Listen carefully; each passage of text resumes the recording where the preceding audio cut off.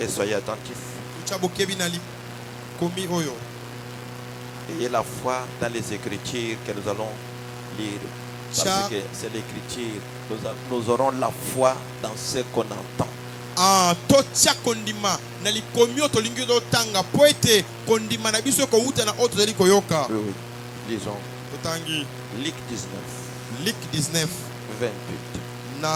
Après avoir ainsi parlé, Jésus marcha devant la foule pour monter à Jérusalem. Lorsqu'il approcha de Bethsapha et de Béthanie vers la montagne appelée montagne des Oliviers, Jésus envoya des de ses disciples. Tango ye abelemaki pene na Bethfade pe côté ya Bethanie na côté ya ngomba ya Olivier, Yesu atindaki baye ko lemi balé en disant allez au village qui est en face. Quand vous y serez entrés, vous trouverez un anon attaché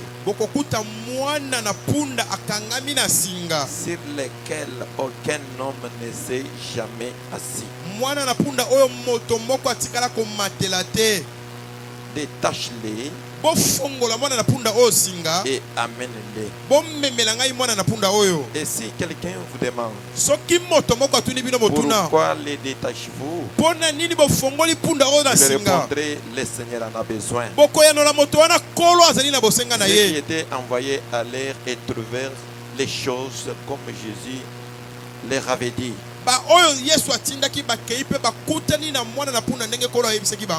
Comme il détachait l'anneau, ce maître leur dit, pourquoi détachez-vous l'anneau? Les deux disciples répondirent, le Seigneur en a besoin. Et ils amenèrent à Jésus l'anneau, sur lesquels ils jetèrent leurs vêtements et firent monter Jésus. Et quand il fit en marche, les gens étendirent leurs vêtements sur le chemin. Et lorsque déjà il approchait de Jérusalem vers la descente de la montagne des Oliviers, toute la multitude des disciples, saisis de joie, s'est mis à louer Dieu à haute voix pour tous les miracles qu'ils avaient vus.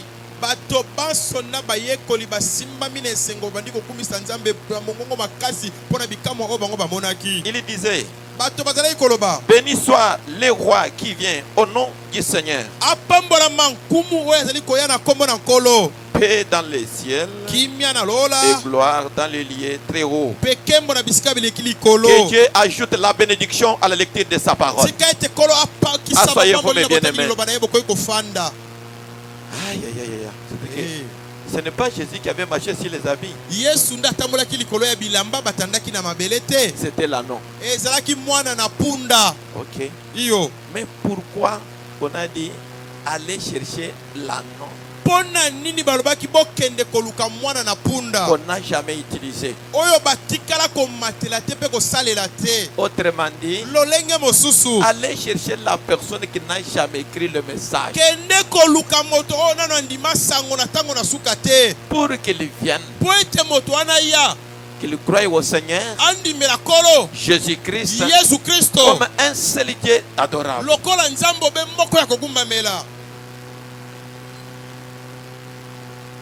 Allez, détache-les, amène-les.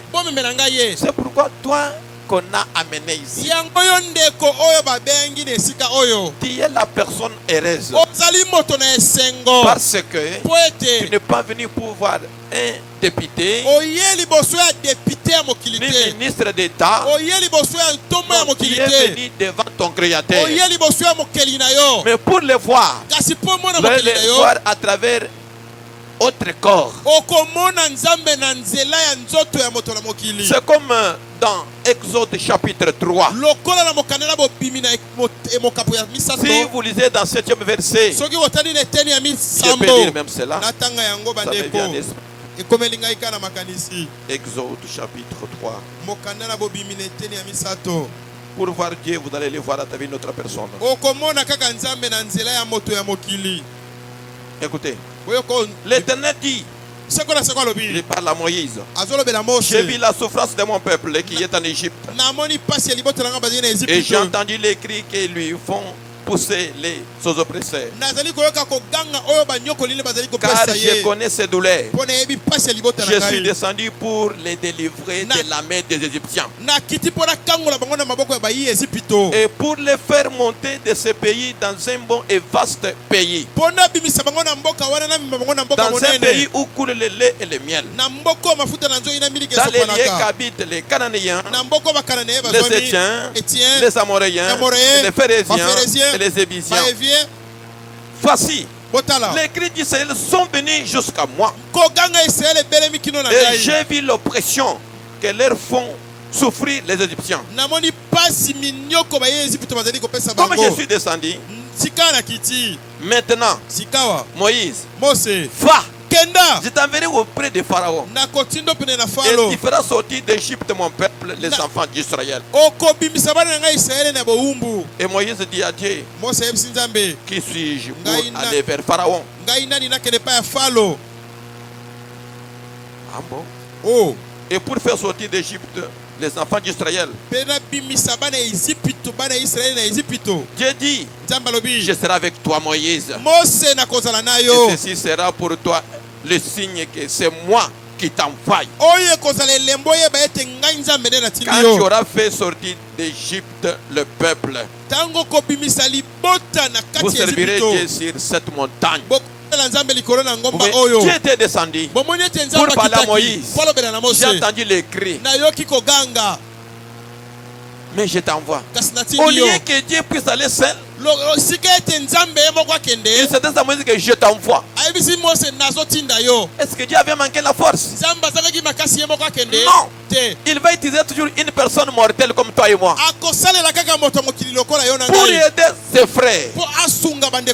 C'est pourquoi pour que Dieu agisse, il va utiliser une personne. C'est pourquoi je vous ai dit qu'aujourd'hui vous n'êtes pas venu pour voir un député, ni pour venir de la ville, ni président de la République. Non. Vous êtes venus pour voir Jésus-Christ. Un Dieu qui guérit, qui délivre, qui délie. Quelles que soient les stratégies de l'ennemi, il est le Dieu tout-puissant, unique à adorer, incontestable Jésus. C'est pourquoi, pour qu'il marche, regardez, il était là sur terre pendant 3 ans et demi avec les disciples. Quand il a commencé le travail, il a fait 3 ans et demi avec les disciples. Il est entré dans des synagogues. Il avait laissé une personne malade là-bas, à la porte appelée la Belle. Jésus ne l'avait pas guéri pendant qu'il marchait. Il fallait qu'il retourne au ciel. Mais l'un de ses disciples, du nom de Pierre, accompagné avec Jean, sont entrés aussi la même endroit que leur maître entrait. Ils ont trouvé la personne là, des années et des années clouée par terre. Le Seigneur Jésus dans la chaise l'avait laissé. Il n'avait pas guéri. Il savait que un jour, quand je vais monter au ciel, quand ma puissance descendra sur ses disciples, l'un d'eux va accomplir un miracle pour que cette personne puisse marcher. Peut-être Dieu savait qu'aujourd'hui tu seras guéri. Il savait que peut-être aujourd'hui tu auras ton mariage. Il savait qu'aujourd'hui tu seras une personne libre. Quelles que soient les sirènes, quels que soient les maris de nuit ou des femmes de nuit, aujourd'hui ils vont tomber quasiment. Parce que Jésus-Christ est Dieu. Et il est au-dessus de tous les dieux. Il est au-dessus des magiciens, au-dessus des féticheurs, au-dessus des rosicruciens. Il est au-dessus des loges. C'est pourquoi je vous dis, tu ne seras pas déçu. Pourquoi il n'avait pas guéri cette personne-là? Pour que quand Pierre viendra, est-ce que Jésus avait manqué la force? Non. Chaque chose a son temps. Que Dieu vous bénisse. Chaque chose a son temps. Il était Dieu tout puissant. Tous les dons de guérison, de discernement, il pouvait dire tout. Il pouvait prononcer la parole. Mais il avait laissé ces malades-là, cette malade-là, ici. Des années. Mais il fallait que Pierre passe par là. Ce n'est pas dire que si Dieu avait guéri cette personne à travers Pierre, Pierre était au-dessus de Jésus. Non. Non. C'est Jésus-Christ qui agissait à travers Pierre. Puisque Pierre était véritable témoin. Il avait cru en Jésus pendant que les autres détestaient cela. Et si Dieu a compris quelque chose aujourd'hui, ce n'est pas dire que je demande de passer une autre personne. Non, peut-être c'est ton temps que Dieu avait réservé cela pour qu'il accomplisse cette guérison. Que Dieu vous bénisse. Détache-les, amène-les. Pourquoi on l'a amené? Pour l'utiliser. Comme les maris de Nid t'utilisent. Comment Jésus va t'utiliser? C'est-à-dire que tu es vierge. Il faut que Jésus t'appelle. Quand tu vas le croire, il va commencer à t'utiliser. Parce que tu ne te connais pas. Tu ne connais pas ta valeur. Je vais dire quelque chose qui va vous choper. Regardez Paul, qu'on appelait Saul. Quand on l'envoyait par Gamaliel, il s'est envoyé comme si c'est ça le travail pour lequel Dieu l'avait envoyé sur la terre. Il était comme un chien de chasse. Mais selon le plan de Dieu, il fallait qu'il rencontre Jésus-Christ. Et quand il a rencontré Jésus, et il a laissé les traditions judaïstes, les mêmes Saul. Quand le Seigneur l'a récupéré, lui qui n'était pas encore utilisé, quand le Seigneur l'a récupéré dans sa main, et il a fait un instrument, il a travaillé plus même quand il était à côté de Gamaliel. Et il a compris que ce n'était pas un chien de chasse, c'était un grand don qui était négligé par les traditions du judaïsme. Et quand il a crié au Seigneur Jésus, qu'on appelait nouvelle doctrine, même Gamaliel ne comprenait plus encore Paul. Et Paul est allé même pour prêcher à Gamaliel. Gamaliel lui dit, tu es venu encore pour me convertir. Vous voyez, une personne qu'on a envoyée, va, attrape ces gens-là, liez-les, mettez-les en prison. Mais le jour où le Seigneur l'a appelé, il l'a détaché dans des traditions de judaïsme. Il était devenu une grande bénédiction. Et aujourd'hui nous parlons de Paul. C'est lui-même le metteur d'ordre du Nouveau Testament. C'est pourquoi ne vous négligez pas. Peut-être pendant que vous êtes chez vous là, tu vois que non, peut-être c'est ça la vie. Non, non. Peut-être qu'il y a une grande personne dans le plan de Dieu qui va aider tout le monde. Que Dieu bénisse beaucoup, revenant passer pèlerin. Pour ce qu'il avait dit hier, c'était très profond. Car je le suivais en direct. Il ne savait pas. Un jour, il sera un prédicateur. Même moi aussi. Même Moïse que nous venons de lire. Écoutez qu'il avait déjà 80 ans. Mais Dieu le détache pour qu'il soit libre, pour qu'il soit utilisé dans la main du Dieu Tout-Puissant.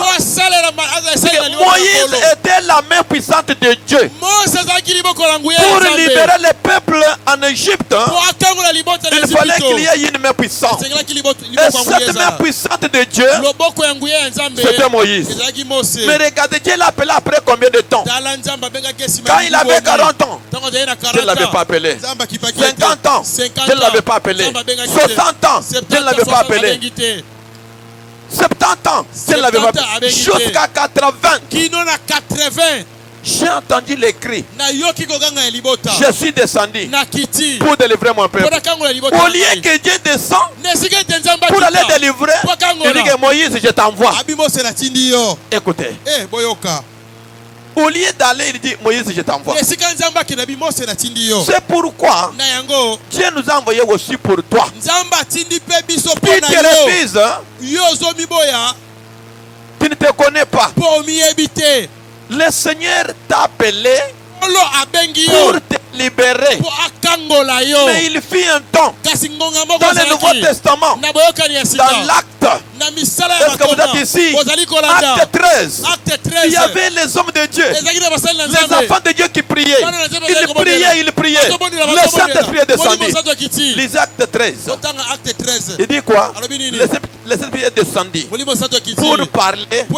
Mettez-moi Paul et Barnabas à part. J'ai une mission que je dois accomplir avec eux quelque part. Comme Dieu avait dit, mettez-moi Moïse machine à part, Pèlerin Chimanga à part, Gédéon à part, pour une mission qu'ils doivent accomplir là-bas. Et après ils vont accomplir les missions, ils vont retourner. Quand ils étaient partis, ils n'avaient pas accompli la mission et resté là-bas. Non. Mais quand ils sont arrivés à l'endroit où Dieu les avait envoyés, ils avaient trouvé l'opposition à travers une personne, un magicien. Est-ce qu'on peut lire cela? Et ce magicien-là, malgré Dieu agissait puissamment à travers Paul, le magicien pouvait faire tout pour regarder le chemin, pour empêcher les gens qui pouvaient croire au Seigneur Jésus. Paul, rempli du Saint-Esprit, il a regardé à cet homme. Il lui dit, toi, tu es rempli avec les mauvais esprits. Tu détournes les gens à la vérité. Soyez attentifs quand je parle comme ça. Puisque tu peux venir avec une autre personne. Quand le temps vient pour croire, il commence à te décourager. Ne soyez pas comme cet homme-là. Mais cet homme a commencé à dire à l'autre, ne croyez pas ce que Paul dit là. Il était là. Comme tu es venu comme ça, ne décourage pas la personne qui peut croire ce soir. Sinon pas les mêmes esprits ici. Puisque la Bible dit Jésus-Christ est le même hier, aujourd'hui, éternellement. Quel est l'esprit qui avait frappé cet homme qui s'opposait à Paul? Est-ce qu'on peut lire cela? Que Dieu vous bénisse. Aujourd'hui tu seras libéré. Je connais le Dieu que je sers. Toi tu es un enfant de Dieu. C'est le diable qui t'a lié. Aujourd'hui le Saint-Esprit va te détacher. Tu seras libéré. Même si tu ne trouves pas le boulot, hein? Il y a un Dieu qui donne le boulot. C'est pourquoi nous avons dit que toute autorité vient de Dieu. Je l'ai palpé. Un Dieu véritable. Lisons d'abord cela. Acte 13 là. Pour que toi qui vas quand même dire à ton prochain que ne croyez pas. Si Jésus-Christ est le même hier, aujourd'hui, éternellement, de la même manière qu'il avait agi hier avec les apôtres, il va encore agir ce soir. Croyez-vous cela? C'est Jésus qui guérit. Il donne la vie. Il libère. Même les maris de nuit qui te tourmentaient là pour manquer le mariage. Aujourd'hui, on va te détacher. Tu seras libre. Car Jésus-Christ est le Dieu Tout-Puissant. Il est le Dieu des armées. Il connaît lui seul quelle arme qu'il va utiliser pour te détacher. Je lis. Acte 13. Il y avait dans l'église d'Antioche des prophètes, des docteurs, Barnabas, Siméon appelé Niger. Je descends. Pendant qu'ils servaient le Seigneur dans leur ministère et qu'ils gênaient, le Saint-Esprit dit: mettez-moi à part Barnabas et Paul et Saul pour l'œuvre à laquelle je les ai appelés. Alors, après avoir gêné et prié, il leur imposait les mains et les laissèrent partir. Barnabas et Saul, envoyés par le Saint-Esprit, descendirent à Cilice. Et là, ils s'embarquèrent pour l'île de Chypre. Ayant ensuite traversé toute île jusqu'à Paphos, ils trouvèrent un certain magicien, faux prophète juif, nommé Bar-Jésus, qui était avec les proconsuls, un homme intelligent. Ce dernier fit appeler Barnabas et Saul et manifesta le désir d'attendre la parole de Dieu. Mais Elimas, le magicien, car c'est ce que signifie son nom, leur disait opposition, cherchant à détourner de la foi le proconsul. Alors Paul appelait, et Saul appelait aussi Paul, rempli du Saint-Esprit, fixa les regards sur cet homme magicien et dit: l'homme plein de toute espèce de ruse et de fraude, le fils du diable, ennemi de toute justice, ne serait-il du pain de pervertir les voies droites du Seigneur? Maintenant, voici la main du Seigneur est sur toi. Tu seras aveugle. Et pour un temps, tu ne verras pas le soleil. Aussitôt, l'obscurité et les ténèbres tombèrent sur les magiciens. Et ils cherchaient en tâtonnant des personnes pour les guider. Alors les proconsuls, voyant ce qui était arrivé, crie, étant frappé de la doctrine du Seigneur Jésus. Que Dieu vous bénisse. Dans de telles circonstances, même celui qui travaille avec la machine doit avoir du respect. Moi j'ai vu comment Dieu dérange les choses. Parce qu'on respecte Dieu partout. Même notre président de la République s'agenouille devant les hommes de Dieu pour qu'on prie pour lui. On doit respecter Dieu partout. Parce que c'est lui qui envoie même les clients. S'il dit que toi tu ne feras rien dans ta vie, il y a des gens qui ont des diplômes qui n'ont pas eu même la chance d'être engagés. Il faut avoir du respect quand on parle de Jésus. Écoutez cette écriture. Cet homme magicien voulait détourner les autres avec ces gestes de magie pendant qu'on prêchait la parole. Mais Quand l'ange est descendu, il a frappé Paul. Parce que tout ce temps-là, Paul était toujours là en train d'observer les mouvements de ces magiciens-là. Mais il ne savait pas qu'il est devant le Créateur. Tu ne verras pas Dieu. Tu ne verras à travers une personne mortelle. Et quand on parle de sa parole, aujourd'hui, si on va quand même commencer à hisser les drapeaux, vous verrez, chaque personne va respecter. Mais quand on parle de la parole, vous voyez l'autre personne fait comme ça. Mais quand Dieu les frappe, il commence à parler ma famille, ma famille. Est-ce que la famille est plus que Dieu? Toute malédiction, sans cause, même si c'est les parents qui prononcent cela, sera sans effet au nom de Jésus. Personne n'a jamais maudit quelqu'un si Dieu n'a pas signé cela. Est-ce que vous êtes ici? Que Dieu vous bénisse. L'ange est dans le camp. Je le connais. Cet ange du Seigneur. Un Dieu véritable. Aujourd'hui, toi qui es malade, pour la première fois que je foule mes pieds ici, je chasse d'abord l'esprit de la mort. Toi, l'esprit de la mort, quittez les enfants de Dieu au nom du Seigneur Jésus. Même si on avait signé comment, je sais qu'il y a un Dieu véritable que je connais. Je ne l'ai jamais mélangé avec autre chose. Ni la magie, ni des fétiches, ni la sorcellerie. Si vous avez des binettes, filmez maintenant avec vos lunettes spirituelles. Je ne suis pas dans le monde. Je suis une personne qui a rencontré le Seigneur. C'est pourquoi aujourd'hui, que tu sois magicien, ni féticheur, ni sorcier, aujourd'hui, braquez cela. L'ange est ici. Aujourd'hui, le même Dieu des apôtres va marquer la différence.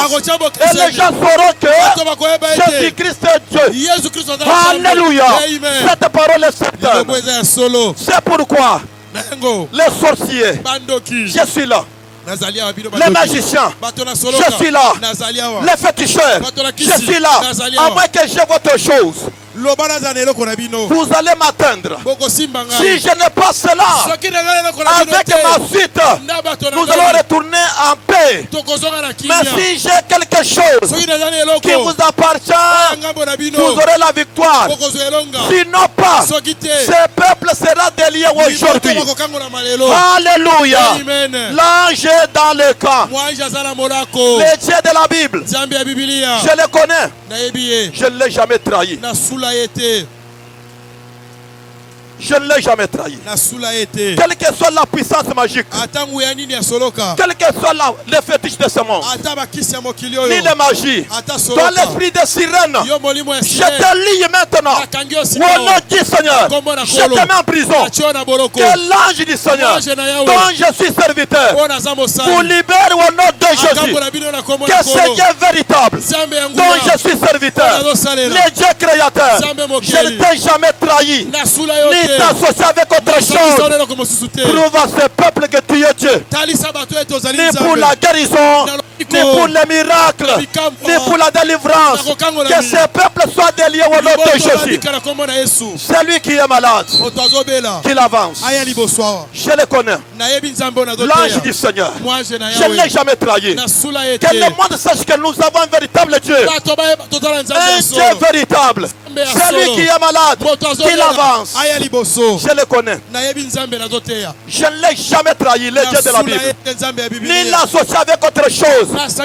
Quelle que soit ta maladie avancée, ayez seulement la foi. L'ange va agir. Ne regardez pas les symptômes de la maladie. Je le connais. Il est le grand médecin.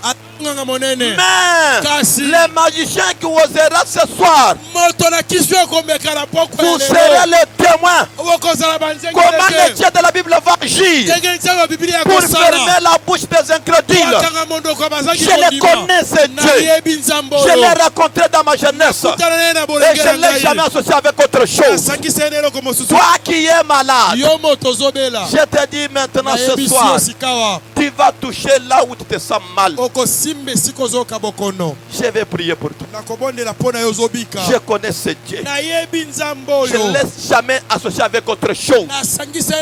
Ma Bible est dans l'air. Dieu est mon juge. Si je l'ai associé avec autre chose, ni la magie, ni le fétiche, ni la sorcellerie, ni rose-croix, aujourd'hui je serai humilié dans cette ville. Mais si c'est cette parole véritable et sans mélange, tu seras libéré aujourd'hui. Comme un proconsul était libéré, et toi aussi tu seras libéré ce soir. Touchez là où tu te sens mal. Je les connais.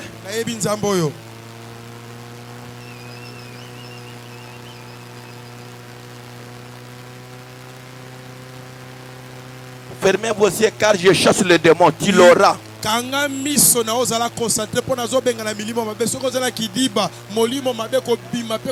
n'ai pas de cérémonie que je dois faire ici.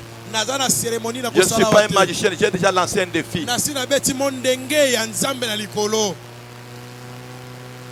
Toi qui es malade, quelle que soit la maladie,